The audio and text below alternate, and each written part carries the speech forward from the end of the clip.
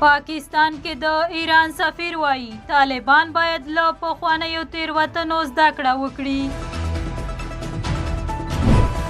د افغانستان ترافیکو مدیریت وایي چې د اختر په ورځو کې د ترافیکي پیښو د مخنیوي لپاره چمتو یو. سلام، وخت مو پخیر. زه کریمه لکوزه یم. تاسو زموږ غږ له یاران ټي وي یوټیوب چینل څخه اورئ. پاکستان کې د ایران سفیر وایي طالبان باید له پخوانیو تېروتنو زده کړه وکړي. پاکستان کې د ایران سفیر رضا امیری مقدم وایي طالبان باید له خپلو پخوانیو تېروتنو زده کړه وکړي او هڅه دې وکړي څو پر ټوله خاوره کنټرول ولري. رضا امیری د څېړنو او امنیتي مطالعاتو پاکستانی مرکز سره په خبرو کې ویلي اسلامي امارت باید هڅه وکړي څو د پاکستان، روسیې او چین په څېر ګاونډیو هیوادونو سره د باور فضا رامنځته کړي. رضا امیری ویلي افغانستان کې ترهګرۍ تاریخ لري چې د پاکستان، ایران، چین، روسیې او منځنۍ اسیا د هیوادونو پر وړاندې جنګیږي. دا مهال افغانستان کې ترهګرې ډلې مقاومت کوي او د طالبانو یووالی نه مني.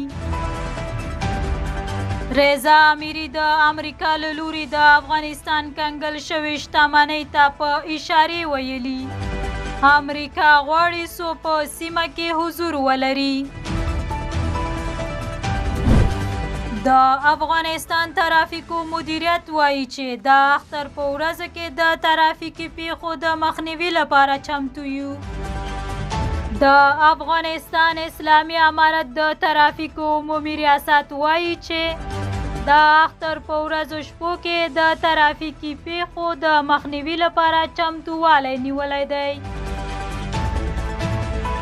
د سږکال د کوچني اختر په 3 ورځو کې د ترافیکي پیښو له امله تر 90 ډېر کسان مړه او سلګونه نور ټپیان شوي وو.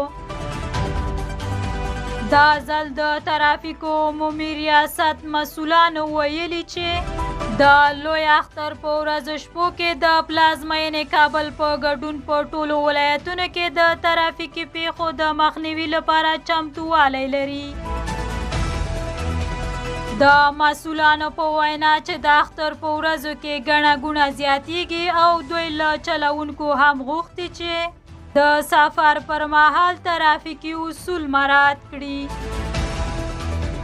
دا په داسې حال کې ده چې په وروستیو کلونو کې د هیواد په تقریبا ټولو ولایتونو کې ترافیکي پیښې په کمسارې توګه زیاتې شوي چې ستر لاملونه یې د چلوونکو بې احتیاطي، ګړندی تګ، خراب سړکونه او د ترافیکي اصولو نه مراعتول بلل کیږي. د یادولو ده چې په هیواد کې د ورته پیښو له امله د نارینه‌و په ګډون ډېر ځله ښځو او ماشومانو ته هم مرګ ژوبله اوړي.